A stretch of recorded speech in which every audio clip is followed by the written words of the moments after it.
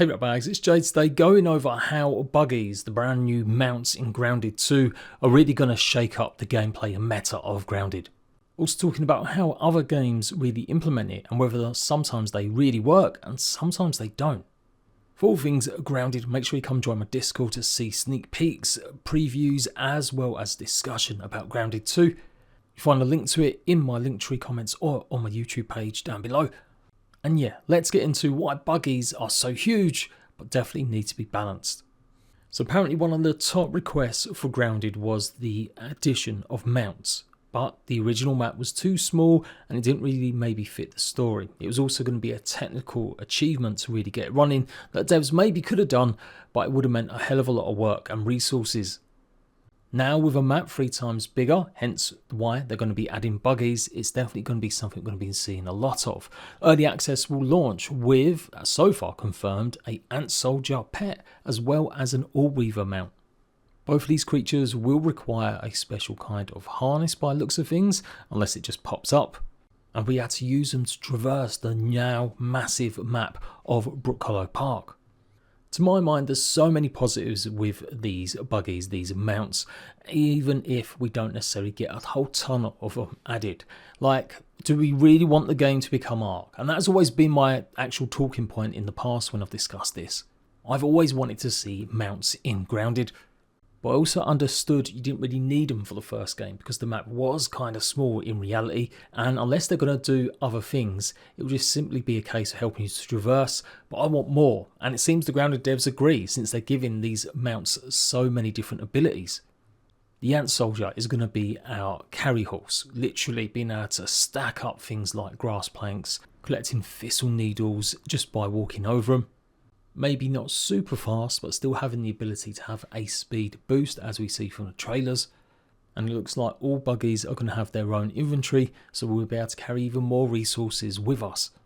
Not to say we can't use them in combat. The actual Buggies are going to be able to attack other creatures alongside you, so you can really start to home in on your type of playing style. Are you going to be someone that really utilises your mounts to fight other bugs? Or the more obvious thing maybe is to use your own skills so you can overwhelm enemies.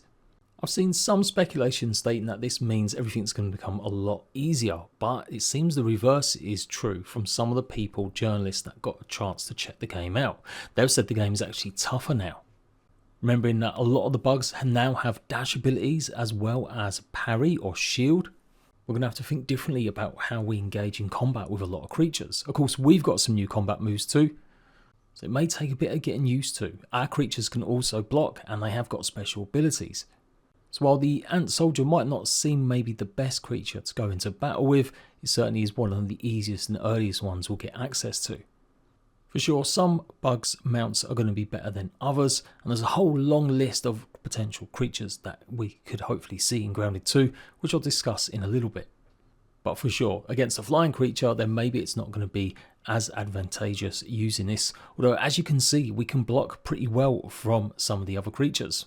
However, if things go wrong and a bug gets knocked out, it will be out of action for a few seconds. It does look like, though, if that happens a few times, then your bug is kind of knocked out even longer. The devs have stated in interviews that on normal and mild mode, any of your Buggies that do get knocked out persistently will end up going back to their stable, a brand new building item that you can go ahead and craft, but also might act as a hatchery for the eggs that we're going to have to steal to actually get these Buggies. And it may take a few in-game hours for your Buggies to recuperate before you can use them again. And if you really like the hardcore experience on WoW mode, it does look like Buggies will be permanently dead if they lose all of their health. Now Grounded added a ton of different options to basically customize the game to how you want to make it easier or harder, so I'm sure they'll tinker around with this and give players the ability to turn this on and off for whatever game mode, depending in a custom game. It does raise the question of making sure there's ways to heal our bugs. Things like the heal bass would be the natural thing to now work on our tames.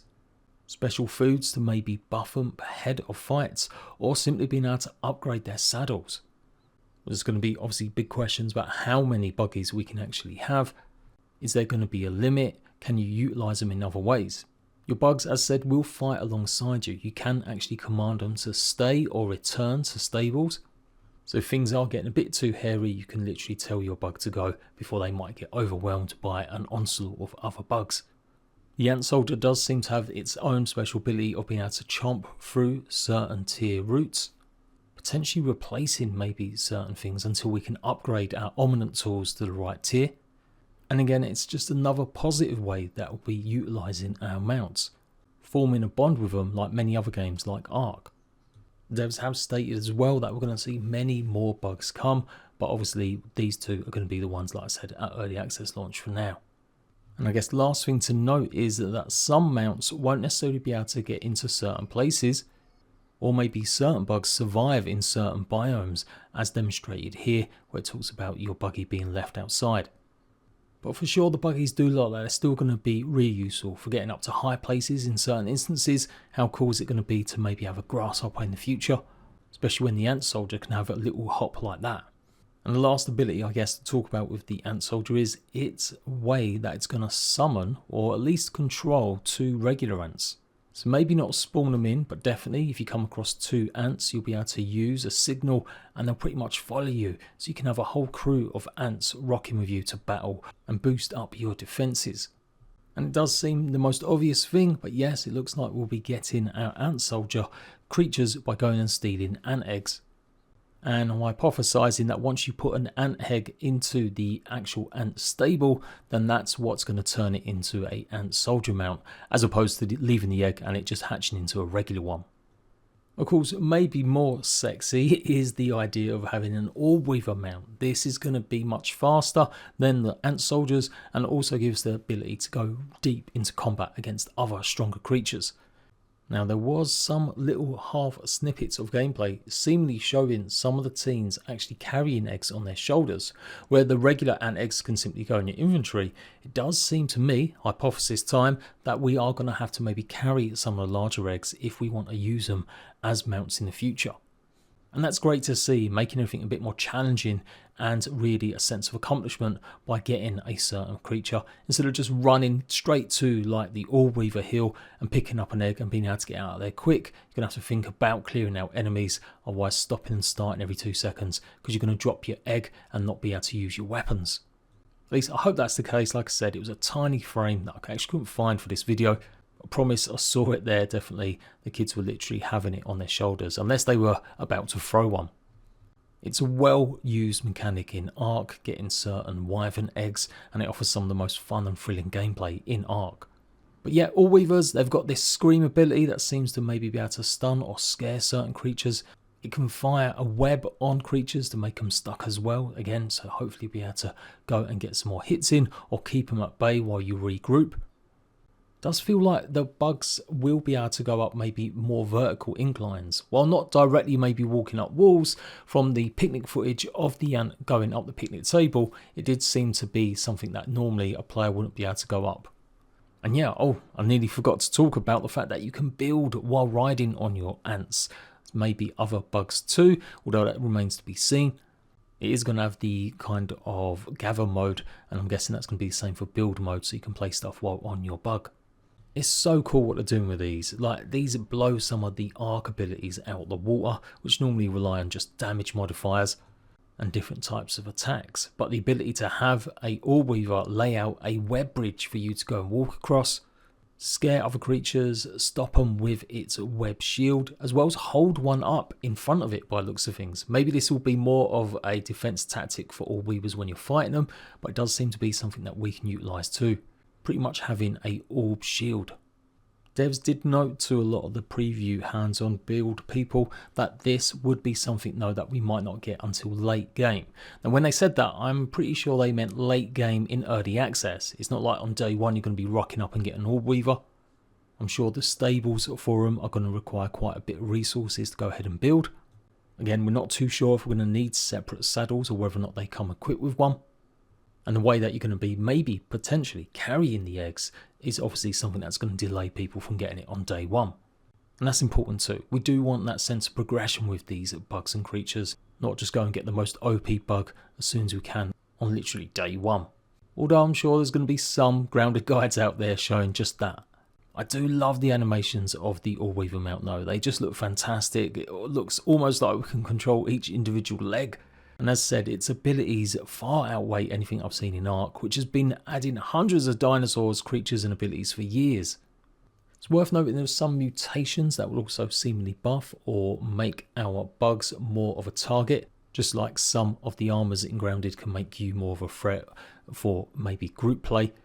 Yeah, it could be the case that some of the bugs will have the same ability if we use certain mutations.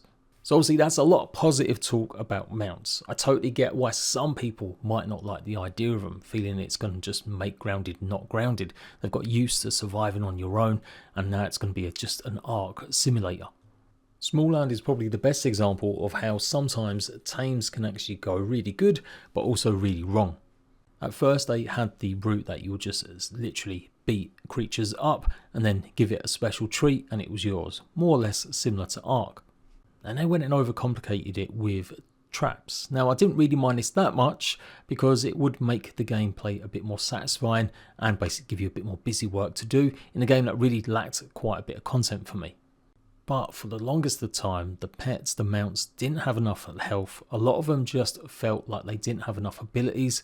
In fact, still today, most of them don't really offer anything other than being able to give you certain maybe buffs in terms of inventory space and obviously just being able to move around with really no other uses again other than getting ones that can attack.